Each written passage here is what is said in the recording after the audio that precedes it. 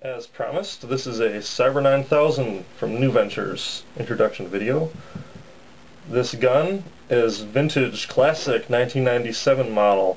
Chances are you have never heard of it because it never went into production. There's only a small handful of them in existence, 4 to be exact, I think, is the exact number. I don't think anybody really knows the true number, but rumor is there's only 4 of them out there. This is one of them.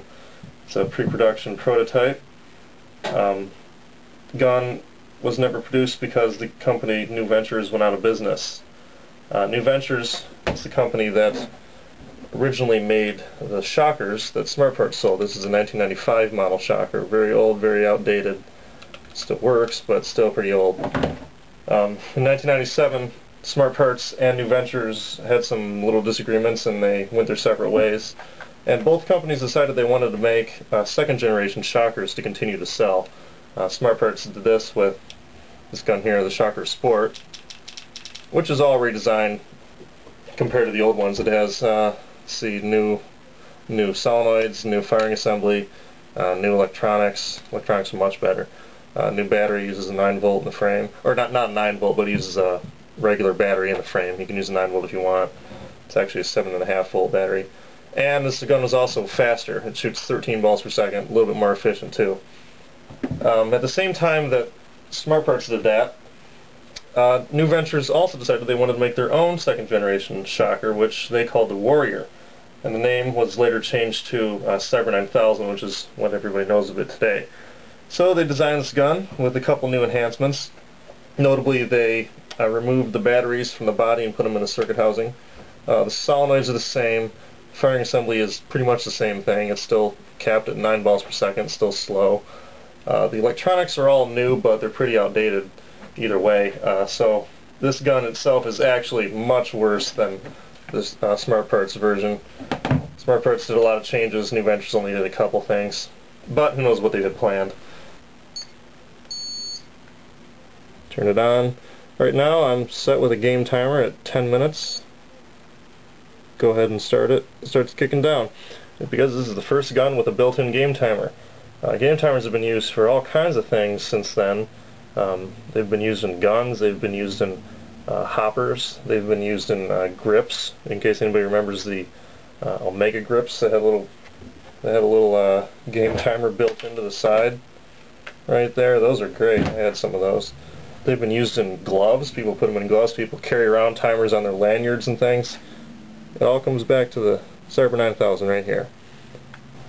In addition to the total game timer, it also has this, which is an alarm timer, which is adjustable. You're supposed to set this as a slightly smaller increment, so that in this case, if it's 7 minutes, it means that it's going to have an alarm that goes off 3 minutes before the end of the game, just so you can have time to do a run through or whatever crazy things they're going to do in a paintball game these days.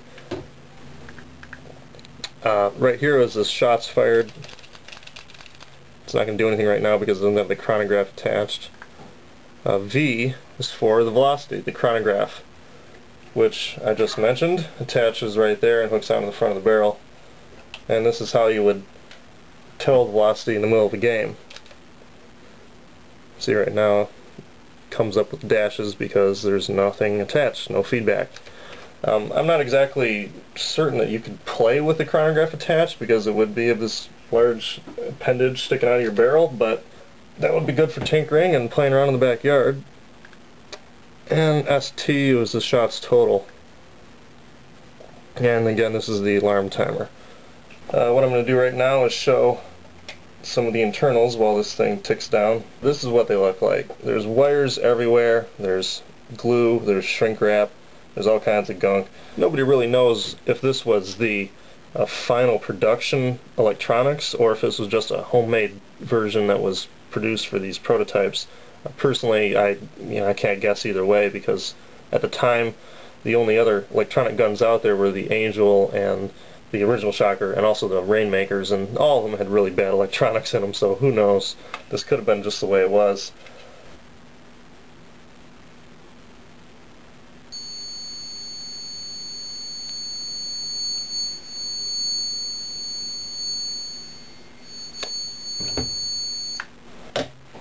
Okay, while I switch to tournament lock, I can talk a little bit more about the history of this gun. There were 4 of them made, but I am not exactly sure whether or not all 4 were the exact same thing, and I also don't know whether or not this, or what number this is. This could be the first, could be the last, could be anything in between. My guess is that they were slight differences between them, because that's typically how prototypes go, but I don't know for sure. When I first got this gun, I had to do a lot of repairs on it. The electronics didn't work, the valve did not work, the gun was filled with battery acid from batteries being left in there, so it was really not taken very good care of. But I had to do some repairs to the electronics, do some rebuild the firing assembly. And let me tell you, repairing a gun that doesn't have any information on it anywhere is pretty hard to do. It makes fixing guns like these shockers pretty easy in comparison, because you can just go on the internet and find information on it. This gun didn't have any information on it, so I had to be very careful, put on the latex gloves and all that. Not really, but pretty much. I'm going to go into the programming mode now. The first adjustment, there we go. First adjustment is for the dwell time. 20 is the solenoid that fires. 75 is the bolt open time, because it's closed bolt. It has to allow the bolt to open for a ball to drop in. It gives it 75 milliseconds. You can adjust it up or down. What is it, 76? 119 is the balls per second. If you take the number 1000 and divide it by this, you get the balls per second. It'll come out to, like 7.5 or something like that. Again, you can adjust it up and down. Gun has a number of firing modes, 3 to be exact. Pretty much no gun at the time had firing modes. The old Angels, I think, had fully auto, but that was it. Right now it's on semi-auto. 2 is 3-shot burst. And 3 is fully auto. Put it back on semi. So the Shocker Sports also had the same thing. In fact, the exact same modes. Fire mode switch in the front for fully auto, semi-auto, or 3-shot. 3 reset total shots. 4 is for the velocity correction, because this gun had the ability to attach a chronograph on the end. And so you'd be able to take a shot and tell the velocity instantly just by looking at that. I don't think it was completely accurate, because it wasn't a radar version, but still would get you in the ballpark. And so then you could go into this velocity correction mode, and you can set a change for velocity depending on what it was. Right now it's set to 3. This means it shoots 3 milliseconds longer, and you can decrease it to 0, which is no difference. And you can go the other way, -4, -5. That means it's 5 milliseconds shorter dwell time, in case you want to decrease the velocity. So this is the first gun that actually had a velocity overriding adjustment built in. Wicked Air Sports is often credited to be the first ones with that, but that came like 4 years later, so they did not invent that. And there's also a couple other companies that have patents on similar things, but nobody has really used the velocity correction programming, because it's so hard to implement without a type of feedback such as a chronograph. But no gun has a chronograph built in, so that's just the way it is for the next couple decades until technology catches up. 6 is the factory reset. 7 is how you shut the gun off. So that's pretty much all there is to this gun. Like I said, it's extremely outdated to today's standards, but it has the first example of a lot of different things, a lot of new technologies that are just coming out today, like organic LOD screens are now showing up in a lot of guns. This is the first gun with an LCD. This is the first gun with a game timer. This is the first gun with velocity correction programming. This is the first gun with built-in chronograph. Of course, nobody has actually implemented that since then, but it was the first for a lot of different stuff. And like I said, this is a prototype. There's only 4 of them out there. You can even still see machining marks on the top and sides of the body from that peripheral milling tool, but that's just how it is.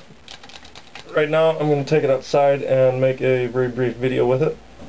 Otherwise, if you have any questions, you can ask me, post them in the comments section on YouTube, or email me.